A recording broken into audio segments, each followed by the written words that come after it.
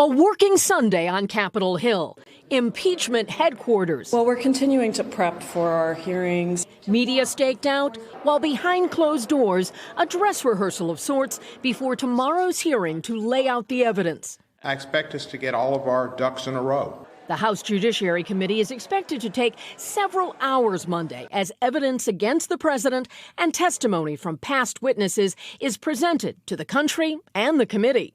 Chairman Gerald Nadler would not commit to a timeline, but expects articles of impeachment could be written this week. My goal is to do it as expeditiously, but as fairly as possible, depending how long it takes. Perhaps the biggest unknown, the scope of the allegations Democrats will pursue, limited to the Ukraine saga or including aspects of the Mueller investigation. Well, it's certainly abuse of power. It might be abuse of obstruction of Congress and is not cooperating. In Florida Saturday night, President Trump made his peril a punchline. I need some good news. I got people trying to impeach me.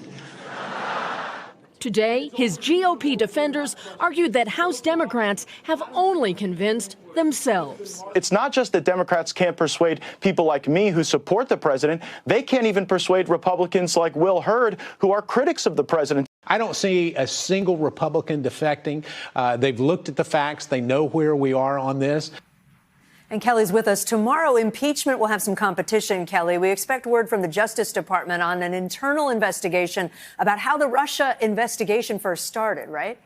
A lot of anticipation about this, and officials who've seen early drafts of the Inspector General's report say that it will find that there were some mistakes made at the FBI, but that the origins of the probe itself were lawful. But President Trump is already claiming this Inspector General's report will be tomorrow's big story. Hey, NBC News fans, thanks for checking out our YouTube channel. Subscribe by clicking on that button down here and click on any of the videos over here to watch the latest interviews, show highlights, and digital exclusives.